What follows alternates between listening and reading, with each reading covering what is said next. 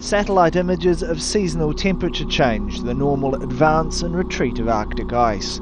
But a growing body of science suggests even if promised cuts to CO2 emissions are met, planet Earth is in trouble. On average, we'll see at least 2, quite possibly as much as 3.5 degrees centigrade rise in temperature in the next 100 years. It doesn't sound much, but the effect will be devastating. 2010 saw Arctic sea ice 22% below normal levels. It's predicted it may disappear completely during summer, a century from now.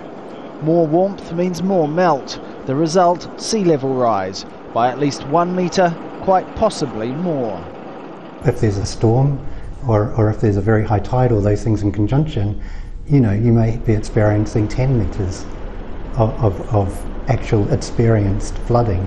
And that will go far up rivers, it will go into, will salinate the water table.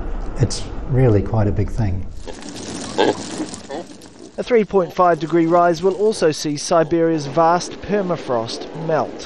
When it does, millions of tons of methane gas will be released, and that gas will tip the world's climate further, resulting in an acceleration of global warming.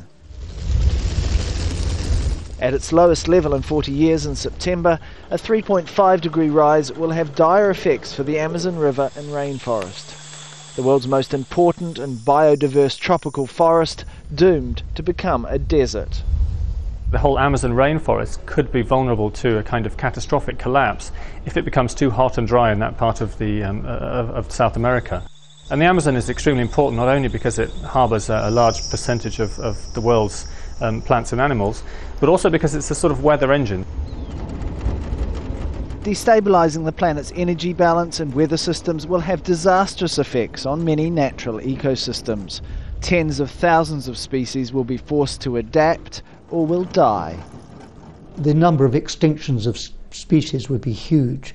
And of course we depend on the natural world in the end for much of our life support system. So that life support system is going to be in trouble. I mean, it's a world we don't want to go to. This gloomy environmental outlook for the planet is shared by not one but numerous different climate change models.